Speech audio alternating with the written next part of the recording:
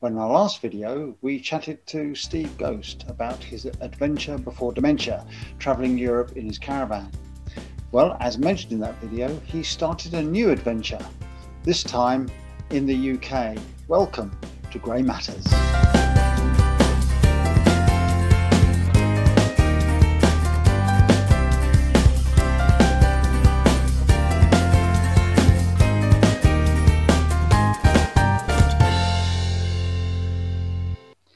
Well, in the last video, we were chatting to Steve Ghost about the adventures he and his wife Sue have had travelling around Europe in a caravan for the last 8 years. Now they're back in the UK, starting a new adventure. Welcome, Steve. How are you doing?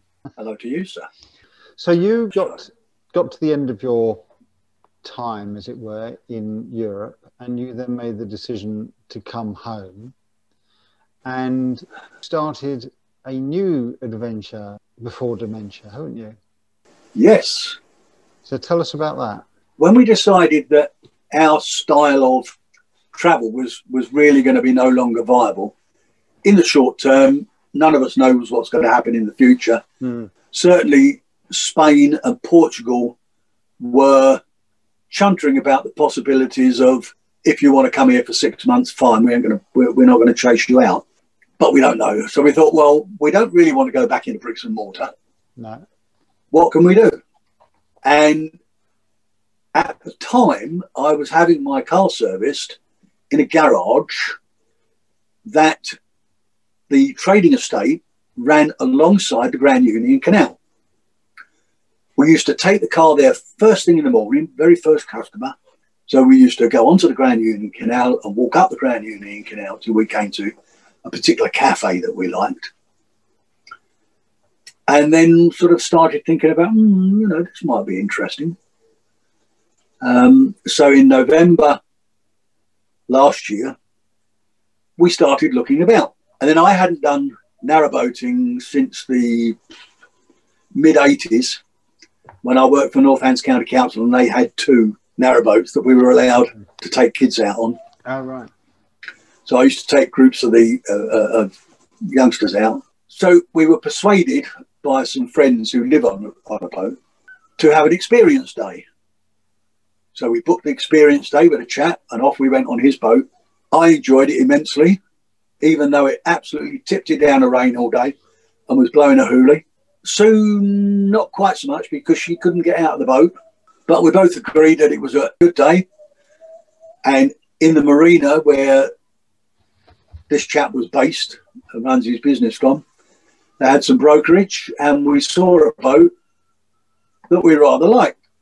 We wanted a reverse layout.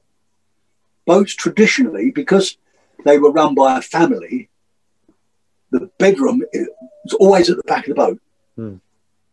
And then normally the bathroom, then the kitchen, then the lounge right at the front. We couldn't see the sense in that, because if somebody's working in the kitchen, they're as far away from the helm as you can get.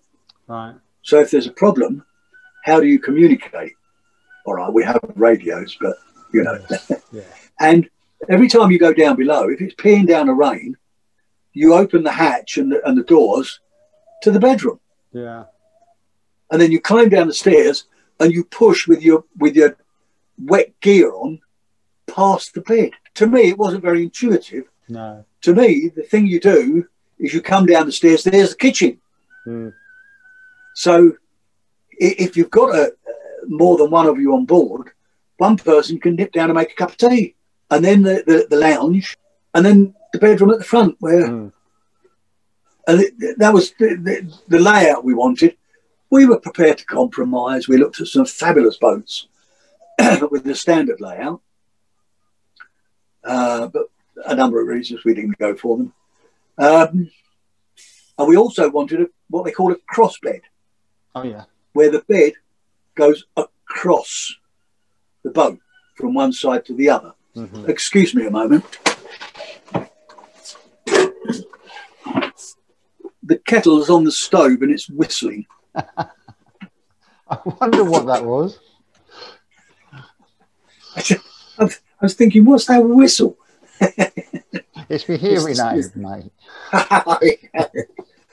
Yes. The standard bed on a narrowboat is normally enclosed on 3 sides. Right. So you can only get in and out on the 4th side. They are also 4 feet wide. Right. They're fine if you've got a pair of skinny people that are of an age they don't need to get up at night. But we're not that shape, and we're of an age that we do get up at night. Grey Matters viewers are all in that boat, pardon the pun. We've never bought a caravan where you can't get out of bed both sides. Yeah. But the boat we looked at had got a cross bed, so you can get out of either side. It does bring its problems because you've got to have facilities both sides. Right. Otherwise, you're climbing over your partner. The bucket over one side and the toilet on the other. Exactly. Exactly. So it for us, it works well. And that's where you are at the minute, I take it. Yes. In fact, in November, when we looked at the boats, we actually decided to put an offer in on a boat, and we were half an hour from the appointment with the rep to put in the offer. And we looked at each other and said, let's go back to Portugal for another winter. So we went to the meeting and said, sorry, we're not going to put in an offer because we're going to go back to Portugal for the winter. And then, of course, everything got clammed up in COVID. Yeah. We had planned to stay in Portugal until things calmed down, but we eventually got kicked out of Portugal. Right. And we came back. And then once the first lockdown finished, we started looking for boats again. But a number of brokers had, I hesitate to use the word ignored lockdown, but they had continued selling in lockdown. And people were buying anything. For instance, we booked to see a boat. It had only come on the market the day before. We booked an appointment to see it. The following day, 2 hours later, we got a phone call. Very sorry, it's been sold. I was going to say, we found the same with caravans because we, as you've seen in our previous videos, we took up caravanning at sort of the end of lockdown.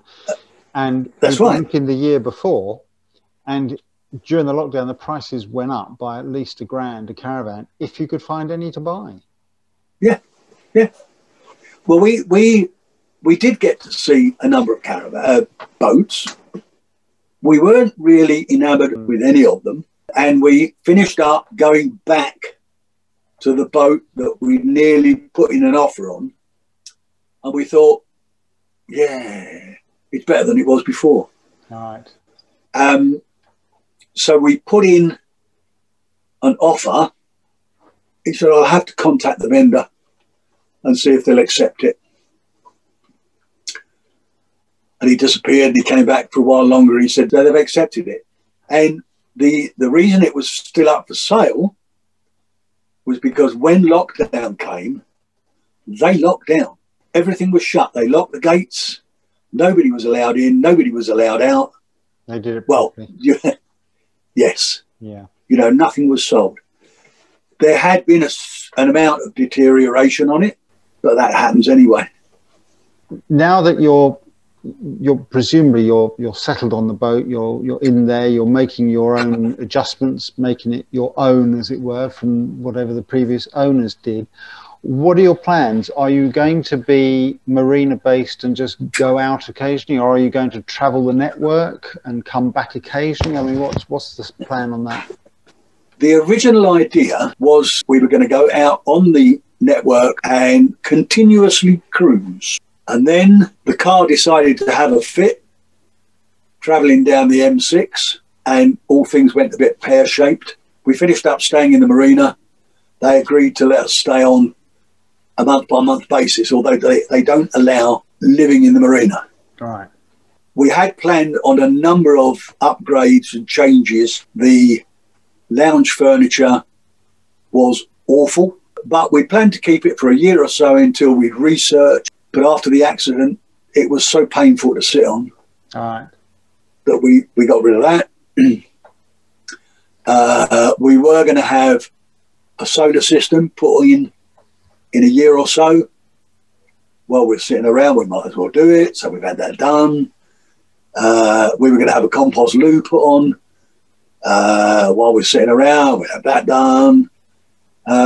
So we haven't been sitting idle, but the things that we were planning to do over the next 2 or 3 years have already been done. Right. The only thing that we haven't done so far is a new worktop in the kitchen, the galley. In the galley. Kitchen in Landlubber. Yeah. That hasn't been done yet, but most other things are done.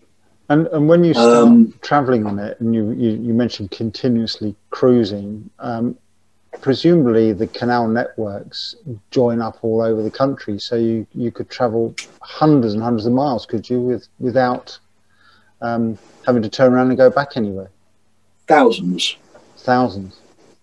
There's a little over 2,000 miles of navigable waterways in the UK. That'll keep you going for a few years. Yes, because when you're travelling at an average speed of, sometimes it's as fast as 2 miles an hour. The wind in your hair. There's that's right.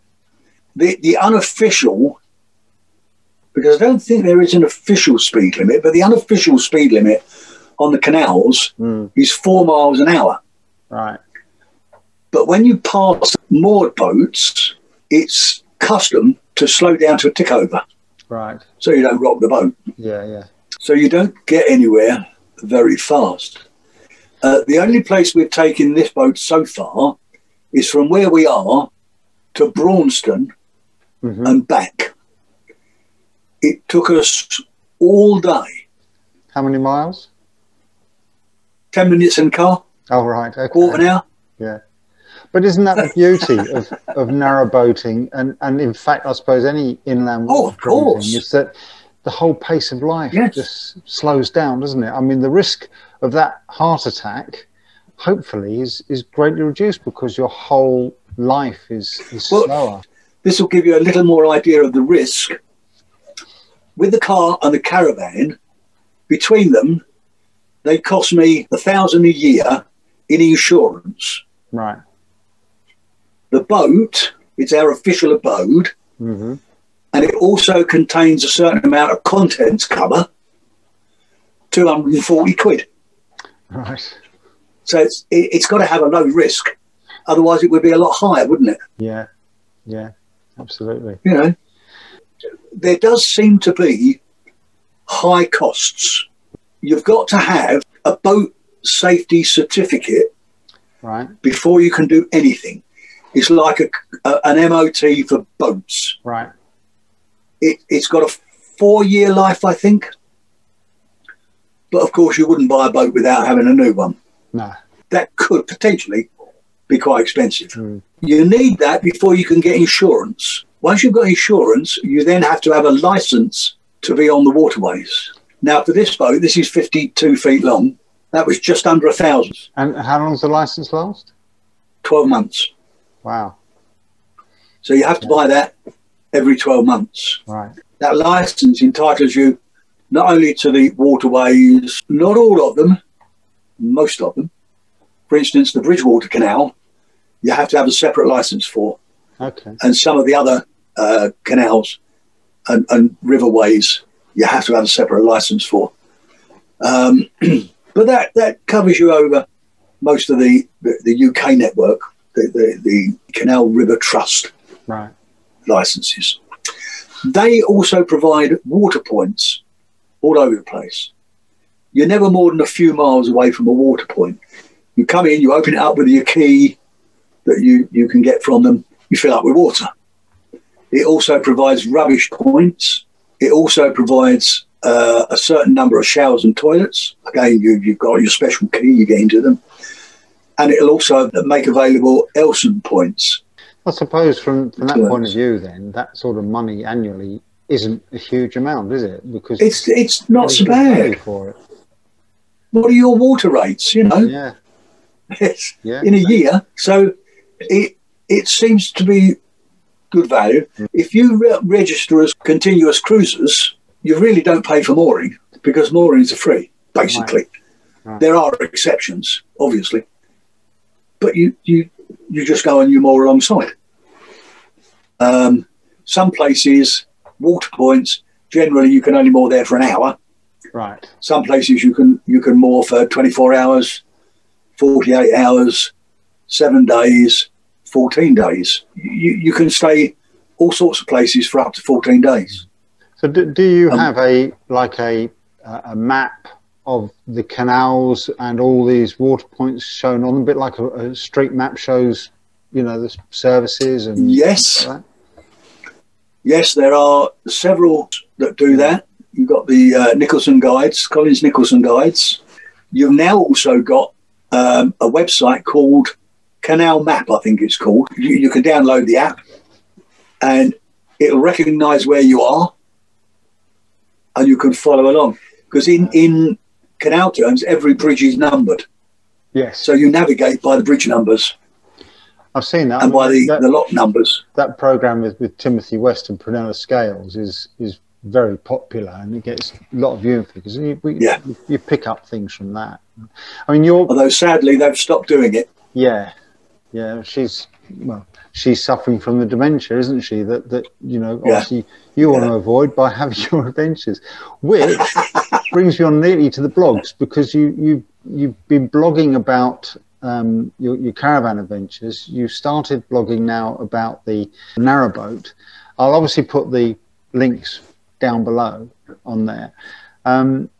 But that must probably serve quite good for you to be able to look back, because you're saying, you know, I was dredging up memories you had to think about, and presumably now with your blogs you can just, I'll go back and have a look at that, and that must bring back a nice memory for you. When we first started researching to go travel, I joined a number of forums. Caravan Talk was the main one, which I'm sure you're a member of, Peter. I am indeed. There's a section, Holidays Abroad, I think it's called. Anyway, or Caravanning Abroad, whatever it is. And I asked a number of questions. And one guy got back, he said, whatever you do, remember 3 things. He said, the first, it's not a job. He said, so don't try and do something every day. He said, you wear yourself out. He said, slow down. Take it easy, enjoy it, work that way. He said, when you go somewhere, don't see everything. He said, otherwise there's no reason to go back. He said, always leave a little something. Yeah. He said, and the third thing, keep a diary. He said, because you'll see so much, do so much, that it'll all blur. Yeah. And it does, which is why I was having trouble dredging up memories. If I'd written a diary, it would have happened for the first day, and then it would have been gone. Yes. So, waste of time. So I thought, right, okay, I'll do a blog, a website. I'll put all the travels on it. If friends and family choose to look at it and read it, that's fine. I can highly recommend it, because I've obviously been keeping tabs on them since you deserted the UK for a life abroad, and yeah, I can recommend them. I think they're great insight. We did in 2012, I think it was, we went to New Zealand for a month or thereabouts, and Jan kept a journal while we were there, which when we got back I transcribed, I published it into book form with photographs for each of the days that she had done. And even now we look back at that and we read that, and it brings back stuff we've completely forgotten about, and it's a really, you know, it's so important, I think, Well, because those memories are what make these trips. The other thing about it was that because of this wonderful technology that we've got that never ever goes wrong, and we never ever lose anything, I managed to lose about 5 years worth of photos. Oh, Gone. You know, the hard drive decided to have a heart attack, and it was all gone. ouch. But I was able, all right, in a fairly low resolution, I was able to go back onto the websites and retrieve all the photographs that I'd used on the websites. I think everyone is fascinated by narrowboats these days. There's been a lot of coverage on television and obviously on YouTube. There are channels dedicated to it. And I think it's as you were saying, you know, they're selling a lot more. People are going out there and trying it as a lifestyle. And I'm sure that this conversation we've had and the blogs you've written and your website will give people a good insight into what it's about. I will put a link to the blogs and the website below. And if you've got any questions you want to ask Steve about living on the waterways, I'm sure he'll be able to give you some hints and tips and answer your questions. So in the meantime, thanks, Steve, very much for joining us. It's been really good. Thank you. And we'll see you later in the next Grey Matters. Bye for now.